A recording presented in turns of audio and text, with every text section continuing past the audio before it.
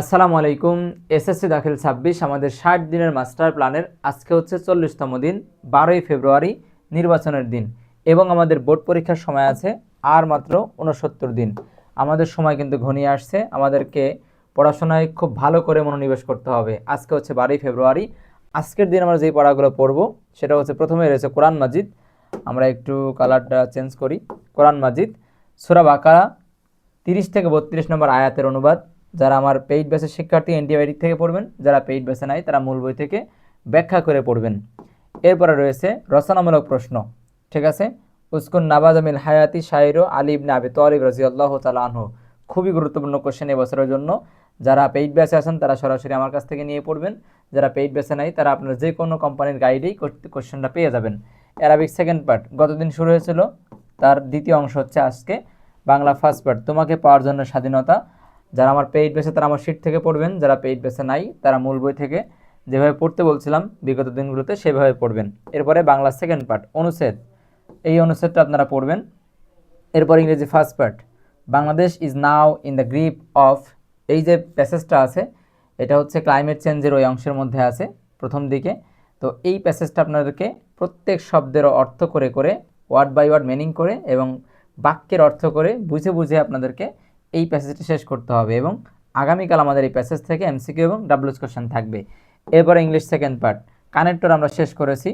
এখন কানেক্টরের যারা আমার পেইড ব্যাচ তারা আমার পেইড ব্যাচের প্র্যাকটিস শিট থেকে আপনারা প্র্যাকটিস করবেন।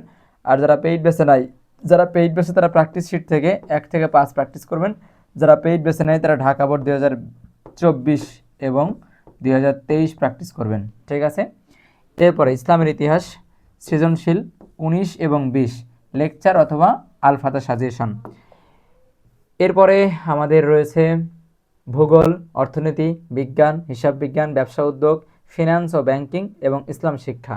এই সবগুলাই সিকিউ পড়তে হবে, যশোর বোর্ড ২০২৩ সালের কোশ্চেন। এরপরে রয়েছে কৃষি শিক্ষা।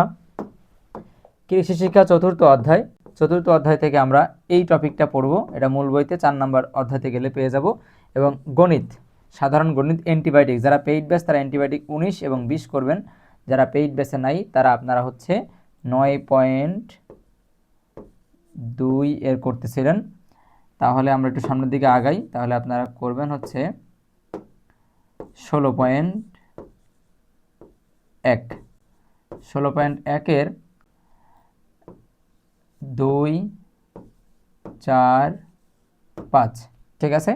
তো এই ছিল আমাদের পড়াশোনা। যেহেতু নির্বাচন রয়েছে আজকে, তো নির্বাচন হওয়ার কারণে একটু পড়াশোনার চাপ কম দিচ্ছি, কারণ সবাইকে নির্বাচনে সরাসরি যারা এবার পরীক্ষার্থী তারা তো আসলে নির্বাচনে অংশগ্রহণ করবে না, ভোটার তারা হয়নি, কিন্তু একটা ইমেজ রয়েছে, তাই না? একটা ফলাফল দেখার একটা আগ্রহ থাকে, তারপরে ভোটের পরিবেশটা কী হচ্ছে এটা দেখার আগ্রহ থাকে। তো পড়াশোনা কমিয়ে দিলাম, আজকে আর মডেল টেস্টটা দিলাম না।